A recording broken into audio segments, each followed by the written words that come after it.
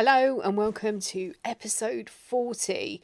This week I want to talk about boundaries and muscle building for them, because you can't pick up a pair of trainers without any training and run a marathon. So I want to talk about muscle building for boundaries. It's something that over the last few weeks in the Divorce Sanctuary, the Facebook group that I run, I was asking various different questions, like who wants to know more about emotional healing from emotional abuse, and I can't actually remember now what the questions were, but one of them was who wants me to spill the beans on setting boundaries, and loads of people said yes. So I wanted to bring it up in here as well. I thought it'd be a great subject for the MINDFUCKERY podcast.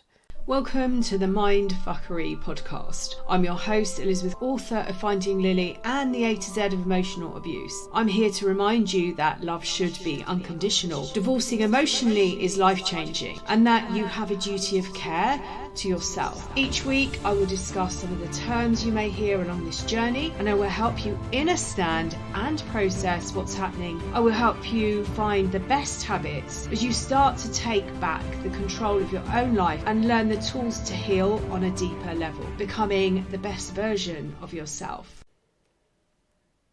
So I hope you're well. 2023, second podcast of the year. This one's on boundaries. It's really busy week for me at the moment. I've got a book that's just gone off to the editor. Well, it went last week, but there were a few issues. And I've got another book that I am putting together as well. So I've taken this from the A to Z of emotional abuse.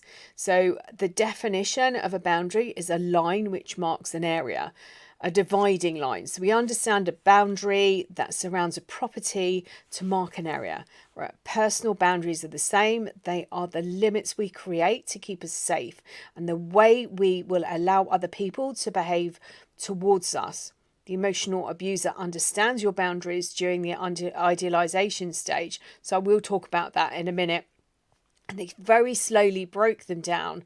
They started by pushing against them to see how far they could go and what they could get away with. You may have told them that you weren't happy about their behaviour and they apologised, but they then continue. You may have caught them cheating and they were so sorry. But during that stage, they are idolising you and getting you addicted to their hormones that keep you trapped in that relationship. It's done so subtly, you don't realise that this is what they're doing. No means no, it doesn't mean maybe. So I am going to talk about all of that. I'm going to break that down. So that was taken from my book, as I said, The A to Z of Emotional Abuse. And I want to talk about muscle building around boundaries. So as I said, you wouldn't pick up a pair of trainers and just run a marathon. A boundary is an area, it's a marking. So if you've got a property, it's maybe from the front, from the path, and it includes your garden and the sides of your house if you're a detached property, and the rear, and it indicates that I am responsible for this area. And this is the same with personal boundaries as well. A personal boundary shows we go to this point, they keep us safe. And we're telling other people, this is the behaviour that I will accept. And you go up to this point in my boundary and I will accept it no more. The emotional abuser, the narcissist, whatever you want to use as a label, is very clever and very manipulative. The whole relationship was manipulative and manufactured. And these are really important words to understand because it wasn't real. They're very good at pushing at boundaries. They understand there's a boundary there. And this boundary is actually an indication. It's a gauge for them to understand themselves whether you're worth the investment. I've done some videos called ROI, return on investment. So this is how much they need to put in to get an investment out of you. So to the abuser, the boundary is an indication. When they push against it, they know where maybe it's your moral compass, where that stands. And then they might give it a nudge and see whether you'll waver, whether you'll wobble a little bit, whether you'll move. And it's during the idealization stage that they're doing this love bombing stage. And it's all masked and hidden. So part of that stage is understanding what you're looking for in a relationship, in a romantic partner. It's also understanding what sort of supply you are, what's the quality of supply, and to how far that will reach. They're doing their research on other relationships that you've had. They're doing their research on romantic relationships, but relationships that you've got with family and friends. And they're also will be understanding and qualifying how important these are, whether they have to devalue these people that are in your life as they maneuver their way into, and they do this very, very gradually, and they build up their muscles. This is all about their muscle building, and they maneuver themselves in, and you're very gradually handing over their power and control over to them. And what they're doing in this process is looking at the ROI, the return on investment. So this is how much they have to put into this love bombing stage and what's the quality coming out. And this is about not spilling the beans on any of your relationships in that early stage. They're really clever at manipulating situations. So they will put out their stories, their awful childhoods, how they were always the victim in a romantic relationship. And if you look at the patterns to their relationships, you will see that they're the ones that cheated. However, they always play the victim. But this is what they'll be looking for. And they're nurturing a situation that you feel safe enough. They might even use coercive techniques to get you to hand over this information. They might be interested in how your relationships ended and what happened during those relationships. They are perhaps looking for what you did financially for that person, what you did emotionally for that person, how you supported them. And this is their return on investment. So it's how much time and energy and perhaps money do I have to put into this person during this part of the relationship. And my long-term goal is will I be supported? Will he or she support me financially? Will they pay all my bills? Will they supply me with a new car? Have they paid off their mortgage? Am I going to be able to live rent free? What is it? What has happened in other relationships? And this is why they're interested, because it's an indication to how manipulated they can be towards you and to get what they want. So it's always about an end goal. They will always be looking to upgrade in a relationship. So their previous relationship that they've come from, you will be an upgrade. It might be that it's the attention, or it might be that you have a nicer house or nicer cars. And you might have set boundaries from other relationships saying, I'm never going to allow that to happen again. But this is part of their research. You were a project to them, and during that time they are researching and making note and understanding and understanding what's really important to you, what type of person you're looking for. That's part that mask, wearing the mask, creating a persona that they believe that you will fall for. Part of that process during that project is understanding and understanding what they can do and how they can manipulate you.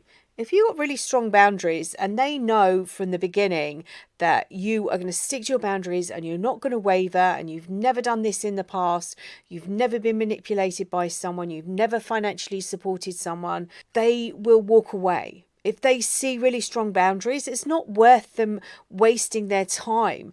They have got this calculation done.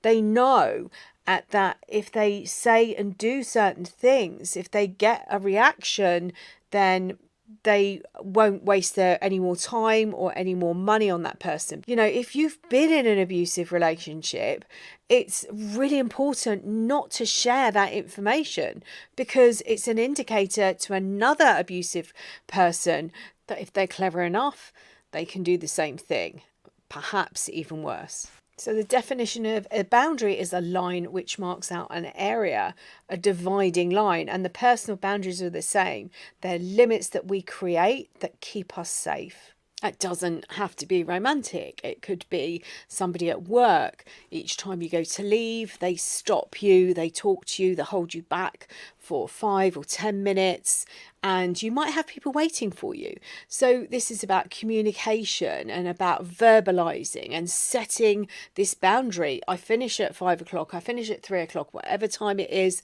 that you're finishing, I have people waiting for me.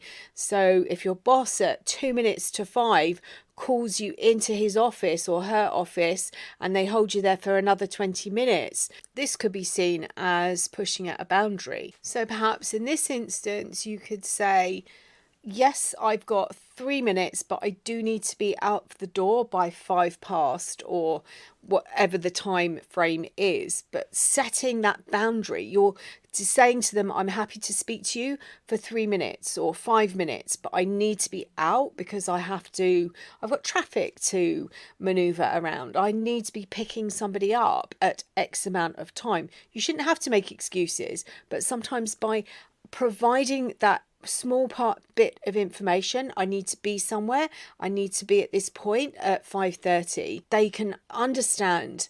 Unless they are boundary pushers and manipulative, they should allow you that time, or say, don't worry, you go off now and I will catch up with you in the morning. That is somebody who's respecting a boundary. A boundary could be as simple as saying no to someone who's demanding of your time or your energy. No, I can't do this today. And muscle building is what I was talking about right at the beginning of this podcast. It sometimes, if you have been giving an overgiving of your time and your emotion, you've been in these manipulative relationships, no is a really hard answer.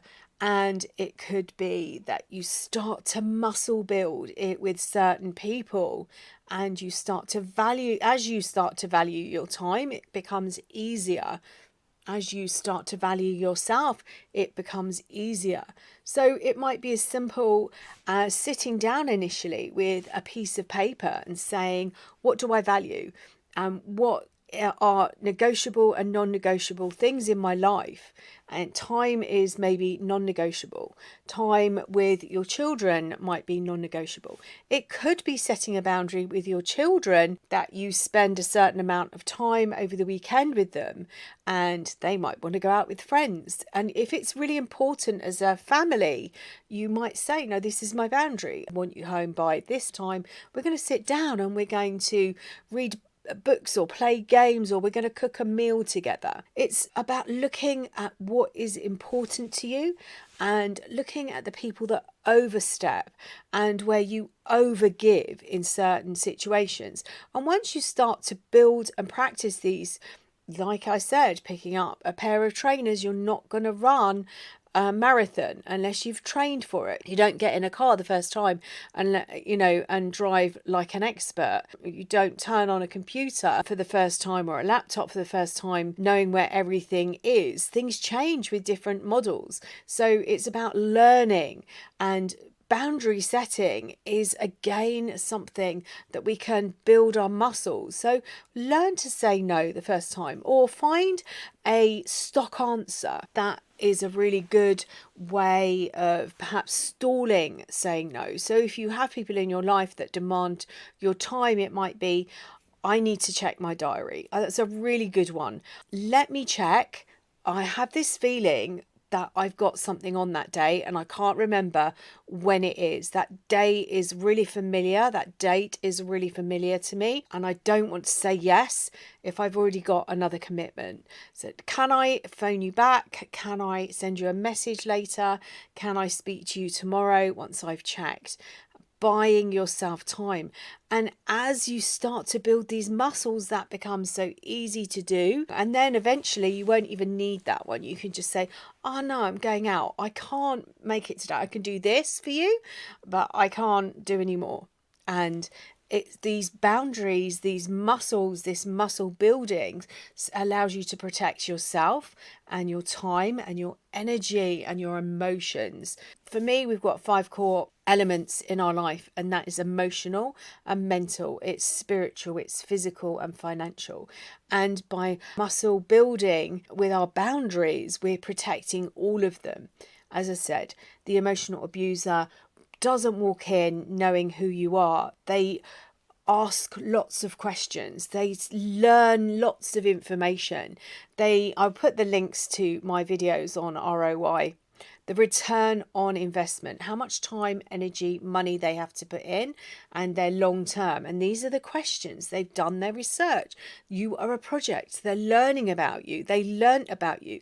This continues. If you've been in an abusive relationship with one and you have to divorce them, this continues throughout the divorce process. So it's really, really crucial that you start to divorce emotionally. That's so important, because when you divorce emotionally, you give them no reaction. It doesn't matter what they do or say, they get no reaction from you. They can't hurt you anymore because you've healed those wounds.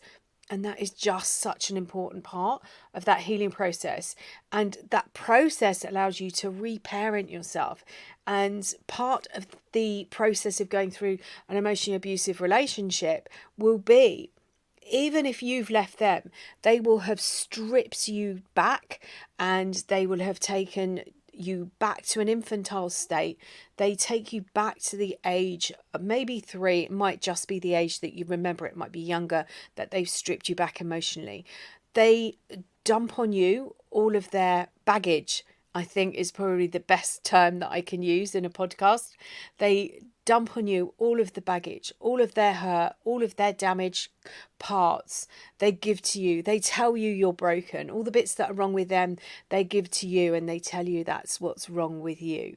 And this is why it's so important to understand what you've been through, acknowledge it, and then start looking at setting really strong boundaries, muscle testing, or not muscle testing, muscle building.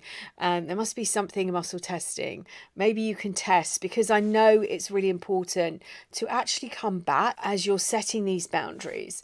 And it's trusting your intuition is a really strong part, because that is something that you were told didn't exist, or you shouldn't be trusting it. You shouldn't be trusting how you're feeling. You know, that information your body is able to hand over and say, oh, I don't feel safe. That's your intuition. It comes from your gut. It comes from your stomach. That's another brain that within your body. It's an ancient brain that has a special warning, and you were told by the abuser to turn it off. You were told by them because they knew if you listened to it, you were actually picking up how bad they were for you. So they tell you, don't trust your intuition, turn it off. You know it's got things wrong in the past. Don't listen to it. Why would you listen? So set strong boundaries. Listen to your intuition. It is rarely wrong. You can start to ask your boundaries how you feel about them. How do I feel about the boundary that I want to leave work on Thursday on time? I want to say no to Jane because I know she wants to hand over that project to me, and I don't really want to take it on at work. So get a piece of paper and a pen if that's helpful, and sit down and think about the people that manipulate your time. You might not find anybody. Your life might be working perfectly at the moment, but it's about looking at protecting yourself and your energy and your emotions, and noticing these people that push a little bit. When you say 5 o'clock, they say 6 o'clock. When you say, I usually charge £200 for that, and they say, I'll give you 50. It's that constant working on, you've set a boundary or you've stated what you're doing for a time period, a time frame, an amount of money. I had a sales director years and years ago who used to talk about walking over the stain in the carpet. And that is like a boundary. And he said, it's like spilling something on the carpet and I'm going to clean that up shortly. I'm going to do that later, and you forget it. And you walk over it again. I'm going to do that next time. Next time I go, I'm going to go and get a cloth, or I'm going to get a special product to clean that carpet. And he said, over a period of time, you get used to walking over that stain. It's like somebody saying to you, I hear your boundary, I see your boundary, but I'm going to move it slightly. And it might be children. You might say bedtime is 9 o'clock, and they say, can I stay up till 9:30? And you say, and that happens on a regular basis to the point where you think now bedtime is 9:30, or whatever time it was. Maybe it was 7 o'clock and they want to stay up to 7:30. But it's that thing, it becomes a norm. And it's the same with emotional abusers and your boundaries. They push at them. They push a little bit. It's only a small amount at first. It might be an half a millimetre, or it might be an inch. And then before you know it, there's no boundary there whatsoever. The third time they've done something to you, the third affair they've had, the third time that they've emptied the bank account, the third time they've crashed the car, they've got a really good excuse. And you say 3 times my limit. That's, I give people 3 chances, and yet here they are on their 5th, their 6th, their 7th, pushing those boundaries because that boundary's moved. Now you've lost track of where it is, or even that it existed in the first place. So sit down, and a really good technique is maybe weekly or monthly is to look at your boundaries. Is it working? Is it something that you want to adjust? It might be that you say to your children, yep, you can stay up tonight, one only. You can do this once a week, or I'm only doing it once this week till 9:30. And if they ask the next night, no, I said last night was the one. This boundary pushing. Children are brilliant at boundary, but they mature and they start to respect. Healthy people start to respect healthy boundaries. Unhealthy people don't. I hope this has been helpful to you, and I'm sending you loads and loads and loads of love until next time.